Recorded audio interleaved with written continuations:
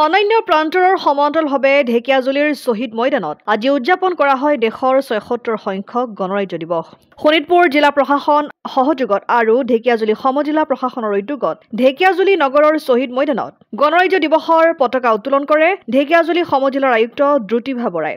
আয়ুক্তগৰাকীয়ে ৰাইজক উদ্দেশ্যি গণৰাজ্য দিৱসৰ ওপৰত গুৰুত্বপূৰ্ণ ভাষণ আগবঢ়ায়। সমাজকৰ্মী কাজল বৰা আৰু মাধুৰ্য বৰাই আন্তৰা উক্ত অনুষ্ঠানত শোণিতপুৰ জিলাৰ উপ আৰক্ষী অধীক্ষক হৰিচৰণ ভূমিজ, প্ৰথম অসম ঔদ্যোগিক সুৰক্ষা বাহিনী জোনালী পাটগিৰি, হাবিলদাৰ কৰুণা দাস, ঢেকিয়াজুলিৰ ৰাজচক্ৰ বিষয়া নয়ন পাঠক, ঢেকিয়াজুলি পৌৰসভাৰ পৌৰনেত্ৰী সুস্মিতা দাসকে প্ৰমুখ্য কৰি শোণিতপুৰ জিলা আৰু ঢেকিয়াজুলি সমজিলাৰ কেইবাগৰাকীও প্ৰশাসনিক বিষয়া উপস্থিত থাকে। সমজিলা আয়ুক্ত হিচাপে আৰু ঢেকিয়াজুলিবাসীৰ বাবেও সমজিলা তেওঁলোকৰ কাৰণে মাননীয় মুখ্যমন্ত্ৰী মহোদয়ৰ পৰা তেওঁলোকৰ বাবে এইটো এটা উপহাৰ আৰু সেই উপহাৰৰ অংশীদাৰ হিচাপে আজি গণৰাজ্য দিৱসত নিজকে আৰু এজন ঢেকিয়াজুলিবাসী হিচাপে মই নিজকে গণ্য কৰিলোঁ আৰু অনুভৱো কৰিলোঁ। সেইটো মোৰ যথেষ্ট ভাল লাগিলে।